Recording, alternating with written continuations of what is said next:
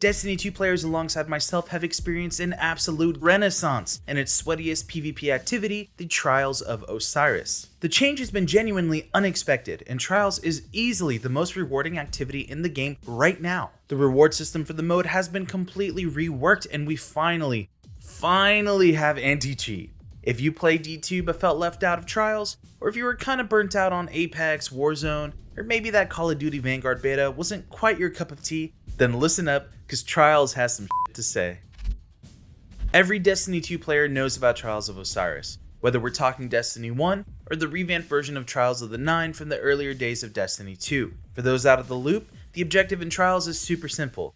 It's a 3v3 elimination mode that ends once a team wins a total of 5 rounds. You can revive your teammates if they die, but if they continue to get picked off, then the cooldown timer on the revive gets progressively longer. If a round goes on too long, an objective point spawns, and the first team to capture that objective wins the round. Teams would go to a vendor to pick up a passage, basically a scorecard so you can see how many rounds you've won. The ultimate goal of Trials is to go flawless, which means you win 7 full matches in a row, not just the rounds.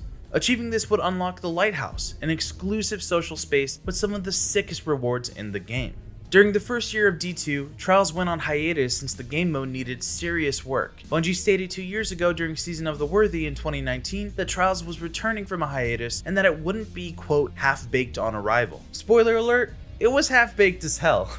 Apex and Warzone players, especially on PC, can sympathize with the D2 folks because cheaters were everywhere. It was maddening. Even more demoralizing is you had this ridiculous account recovery economy where high school players would take money from people to play onto their accounts and earn them flawless rewards. And that was just booming as a result of how toxic and almost insulting Trials was at the time. The loot was good, but going flawless? Damn near impossible, unless you had a Discord server full of friends willing to carry you or a ton of time to spend on heightening your PvP skills. That's all changed with new alterations to the Trials of Osiris in the Season of the Lost for several reasons. For starters, your Trials passage no longer uses your losses to break the passage. Before, if you got 3 losses at any point, you could no longer use the passage and you were forced to reset, starting back at 0. The issue in my mind was that Trials matchmaking back in the day used your card progress as its main component. So if you had a card with 2 wins and 0 losses, the game would try to put you up against a team with the same record. Reset your card and all of a sudden it's a blind shot, as you were just as likely to face a brand new team as one that just went flawless and started a fresh passage. Now, however, even if you lose 10 times in a row, if you still have a couple of wins on your card, those wins will still be counted. You can't go flawless if you have a loss, but winning rounds and matches will still earn you rewards, so if flawless isn't your goal, you still will find an incentive to play and therefore keep the player pool nice and plentiful. Going flawless isn't the only appeal anymore, which is huge for the game mode. If you play the game casually, or if you've just run into some bad luck with your Trials attempts, you will still be rewarded through a revamped reputation rank system. Gone are the days of playing for hours, hoping for a match win just to earn a measly 2 tokens. And it used to be once you'd earn 20, you could go to Saint 14 and turn them in just for a new gun. But usually, all that work would just lead to him giving you a in tomorrow's answer rocket launcher or something, turning your entire effort into a waste of time. Now, every win gives you a rank up, similar to how Crucible and Gambit rank ups work. Achieving the next rank will reward you with a Trials engram straight up, which you can decrypt into a random drop. If you have some shards and glimmer on hand, you can spend that to focus the engram into something specific that you've already unlocked in hopes of achieving that high stat or god roll that you've always wanted. Another cool change is that your passage doesn't end once you've gone flawless. See, there is a huge incentive now to keep playing on a flawless card because every game won after you've gone flawless has a chance of dropping Lighthouse level rewards. That's right, higher level players no longer need to keep resetting their cards and getting tossed back into the matchmaking pool on some poor unsuspecting newcomers. Now in my case, I made the mistake of turning in my passage after the first flawless of the weekend and had to reclimb, but the moment my second trip to the Lighthouse was complete, I kept playing with my team and we got more adept Lighthouse tier rewards in 30 minutes than I had for the entire 6 hours leading up to that final run.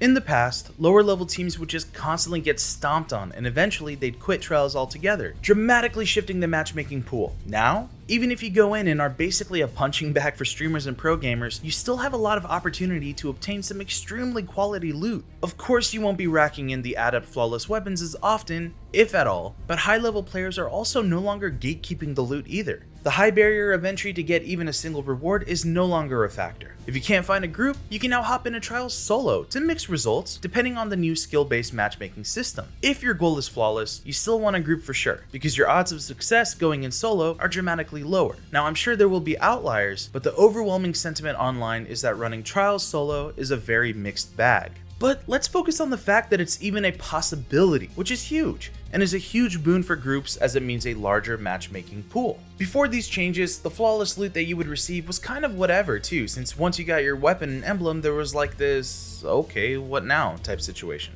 A few seasons ago, adept weapons were introduced, which were supposed to make the flawless rewards meaningful and encourage teams to see their cards all the way through versus playing up to whatever loot dropped at the 3-win, 5-win, or 7-win benchmarks and then just resetting their cards. Now that skill-based matchmaking is a factor, it's less likely that you're going to face the usual streamers or the dudes with the 2500 plus ELO rating.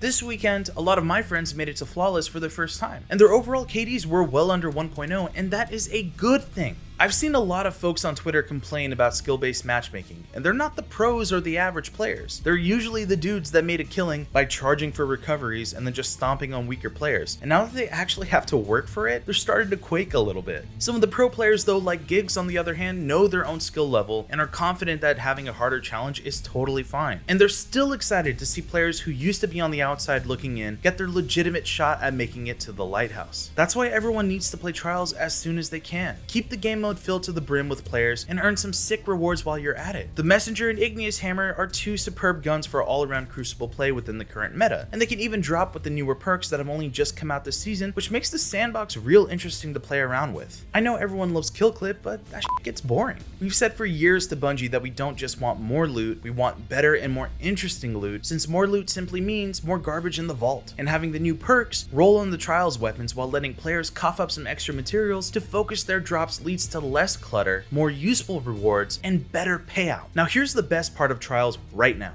Without a doubt, BattleEye, the anti-cheat system, is doing what it's advertised to do, and it's looking real nice. I'm sure there's some cheating scum doing their damnedest to get around Destiny 2's anti-cheat, but as of right now, I cannot tell you how relieving it is to get killed and go, damn, great snipe, instead of having no choice but to second guess and go, maybe they have wall hacks. Having games go down to the wire for one team or another to win always ends in either the team going, damn, fair play, that was a really good game, or just emphatic shouting if you pull off the dub. You have to understand how huge that sentiment is, because not too long ago, getting stomped in Trials felt like a self-fulfilling prophecy. You expected to lose, and you just resigned yourself to it. I've spent so much time begging my friends to join me in Trials, and literally no one wanted to do it, or they would go in and just go, I'm just here for the weekly bounty. Because the game mode simply wasn't fun. That's all changed now. And if you're playing Destiny 2 and always wistfully looked at the dude rocking the glowing Trials armor in the tower, now is your chance to blaze your own path to the Lighthouse. And if going flawless still isn't quite within reach, then it's perfectly fine, because now you have every opportunity and right to still take part and take home some sweet loot rewards. There's a lot of other popular shooters out there that are kind of hitting a dip, whether it's from player fatigue or from a myriad other reasons like the incredible amount of cheaters in Warzone. But Destiny 2's endgame PvP is in a really nice place right now, and it's only going to get better. If you haven't yet, give the game a try. You'll want to be as high of a power level as possible to access Trials, but the usual grind for power is not nearly as imposing as it used to be, and getting up to speed is faster than ever. There's a whole lot of content in Destiny 2 right now, so you'll have something to chew on for quite a bit as you build your Guardian into a PvP machine.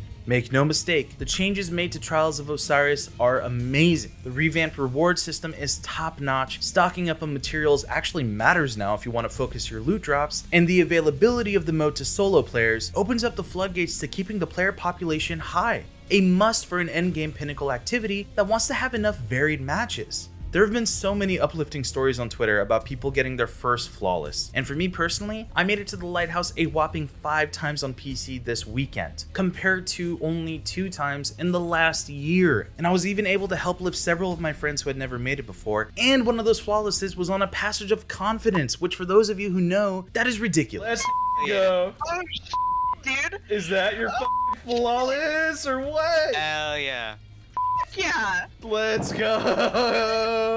Hell yeah. It was without doubt the best weekend of Destiny 2 I had ever played in my last 4 years, and for someone with over 2,000 hours in this game, that's saying something.